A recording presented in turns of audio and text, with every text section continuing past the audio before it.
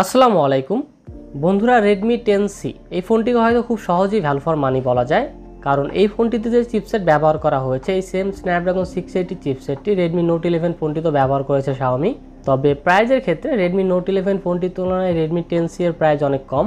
So বন্ধুরা, Xiaomi তাদের এই নতুন ফোনটিতে কী কী স্পেক্স ও ফিচার দিয়েছে তারই বিস্তারিত আলোচনা থাকবে আজকের এই ভিডিওতে। তো বন্ধুরা চলুন তাহলে আর বেশি কথা না বাড়িয়ে সরাসরি ভিডিওতে ঝাঁপিয়ে পড়া যাক। বন্ধুরা চলুন প্রথমে দেখা যাক ফোনটির বক্সে কী কী দেওয়া হয়েছে। হোয়াইট কালার একটি বক্সটি খুলে প্রথমে পেয়ে যাচ্ছি আমাদের কাঙ্ক্ষিত স্মার্টফোনটি। এরপর বক্সের মধ্যে রয়েছে একটি সিম ইজেক্টর টুল এবং কিছু ডকুমেন্টেশন। এছাড়া বক্সটির মধ্যে থাকছে একটি USB Type-C কেবল এবং 18 ওয়াটের একটি ফাস্ট চার্জার। তো বন্ধুরা এই ছিল ফোনটির বক্স কন্টেন্ট। চলুন কথা বলা যাক ফোনটির ডিজাইন এবং বিল্ড কোয়ালিটি নিয়ে।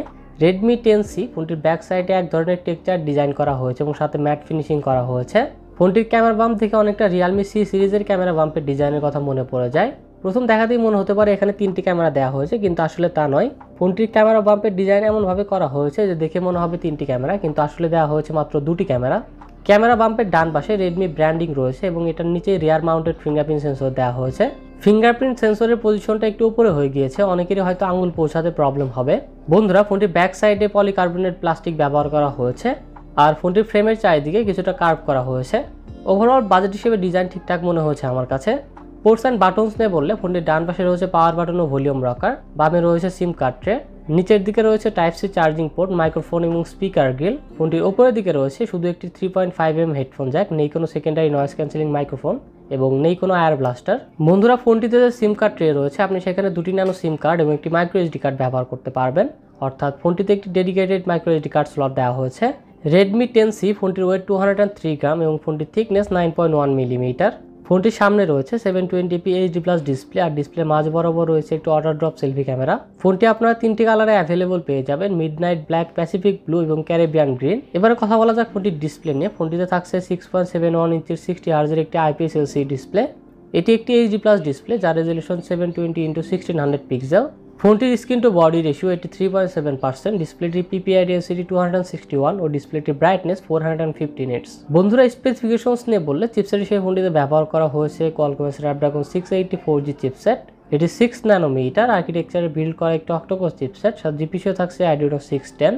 বন্ধুরা গত বছরে Redmi Note 10 ফোনটিতে Qualcomm Snapdragon 678 চিপসেট ব্যবহার করা হয়েছিল। এই দুটি চিপসেটেরই পারফরমেন্স প্রায় সেম, তবে CPU আর GPU এর ক্ষেত্রে Snapdragon 678 কিছুটা এগিয়ে থাকবে, কিন্তু ব্যাটারি ব্যাকআপের ক্ষেত্রে Snapdragon 680 অনেক এগিয়ে রয়েছে Snapdragon 678 থেকে। আর বন্ধুরা Redmi Note 11 5G চাইনিজ ভার্সনটিতে মিডিয়াটেকের Dimensity 810 5G চিপসেট ব্যবহার করা হয়েছিল। আমাদের দেশে অফিসিয়ালভাবে ফোনটি দুটি ভেরিয়েন্ট লঞ্চ করা হয়েছে, যা 4GB RAM 64GB internal storage এবং 4GB RAM 128GB internal storage. আর এই ফোনটিতে LPDDR4X RAM ব্যবহার করা হয়েছে এবং স্টোরেজ টাইপ দেওয়া হয়েছে UFS 2.2। ফোনটিতে ভার্চুয়াল RAM আপগ্রেড করার সুবিধাও রয়েছে। বন্ধুরা Snapdragon 680 চিপসেটটি অন্তত বেঞ্চমার্কে 2,50,000-এর মতো স্কোর করেছে, যা অলমোস্ট Snapdragon 678 এর মতোই। আর পাবজিতে গেমিংয়ের সময় মিডিয়াম সেটিংসে মোটামুটি ভালোভাবে খেলতে পারবেন। পাবজির পাশাপাশি বাকি গেমগুলোর ক্ষেত্রে অ্যাভারেজ টাইপের পারফরমেন্স পাওয়া যায় ফোনটি থেকে। ব্যাটারি হিসেবে ফোনটিতে 5000 mAh এর ব্যাটারি দেওয়া হয়েছে। ফোনটির 5000 mAh এর ব্যাটারিকে চার্জ করার জন্য ফোনটির বক্সে দেওয়া হয়েছে 18 ওয়াটের একটি fast charger.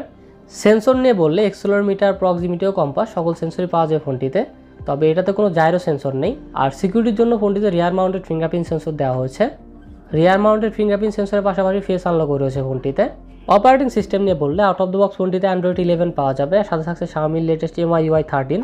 Out of the box Android 11 হলেও Android 12 এর আপডেট খুব শীঘ্রই চলে আসবে। বন্ধুরা Redmi 10C ফোনটিতে রয়েছে ডুয়েল ক্যামেরা সেটআপ, 50 মেগাপিক্সেলের মেইন ক্যামেরা যার অ্যাপারচার f1.8। এছাড়াও ফোনটিতে রয়েছে 2 মেগাপিক্সেলের একটি ডেপথ সেন্সর। সেলফি ক্যামেরা হিসেবে ফোনটিতে 5 মেগাপিক্সেলের একটি ওয়াটার ড্রপ সেলফি ক্যামেরা দেওয়া হয়েছে। ফোনটি রিয়ার ও সেলফি দুটি ক্যামেরা দিয়ে সর্বোচ্চ 1080p 30fps পর্যন্ত ভিডিও রেকর্ডিং করা যাবে। এছাড়াও ক্যামেরা ফিচার হিসেবে স্লো মোশন, HDR, AI মোডও রয়েছে ফোনটিতে। মাল্টিমিডিয়ার ক্ষেত্রে IPS LCD ডিসপ্লে হওয়ার পরেও ফোনটির ভিউইং এক্সপিরিয়েন্স মোটামুটি ভালোই ছিল। আর বন্ধুরা এই ফোনটিতে ডুয়েল স্টেরিও স্পিকার দেওয়া হয়নি, single bottom firing mono speaker রয়েছে। ফোনটির কানেক্টিভিটি নিয়ে বললে 4G সাপোর্টেড স্মার্টফোন এটি। এছাড়াও FM রেডিওর সাপোর্ট রয়েছে, ডুয়েল ব্যান্ড ওয়াইফাই এবং ব্লুটুথ 5.0 রয়েছে এই ফোনটিতে। তো এখন ওভারঅল ফোন নিয়ে বললে এখন স্মার্টফোনের প্রাইস যেভাবে অনেক বেশি বেড়ে গিয়েছে, সেই হিসেবে 15,000 টাকার মধ্যে অনেক ভালো স্মার্টফোন এটি। ফোনটির ডিজাইন এবং চিপসেট এই দুটি জিনিস আমার কাছে মোটামুটি ভালোই লেগেছে, তবে Xiaomi এই ফোনটিতে অনেক জায়গাতেই কস্ট কাটিং করেছে। তারপরও ওভারঅল সব কিছু মিলিয়ে আমি বলবো ভালো একটি ডিল। বন্ধুরা Redmi 10C ফোনটির 464GB ভেরিয়েন্টে বাংলাদেশে অফিসিয়াল প্রাইস 13,999 টাকা এবং ফোনটির 4128GB ভেরিয়েন্টে বাংলাদেশে অফিসিয়াল প্রাইস 14,999 টাকা। তো বন্ধুরা আজকে Redmi 10C পর্যন্তই। আপনারা যদি 20,000 টাকার মধ্যে সেরা 5টি গেমিং স্মার্টফোন সম্পর্কে জানতে চান তাহলে লেফট সাইডে ভিডিওটি দেখুন, আর 1 থেকে 2,000 টাকার মধ্যে সেরা 4টি স্মার্টফোন সম্পর্কে জানতে রাইট সাইডে ভিডিওটি দেখুন। তো বন্ধুরা দেখা হবে আবার নতুন কোনো ভিডিওতে। সবাই ভালো থাকবেন, সুস্থ থাকবেন। মহান আল্লাহ তাআলা আপনাদের সবাইকে সুস্থ ও সুন্দর একটি জীবন গড়ার তৌফিক দান করুন। আল্লাহ হাফেজ।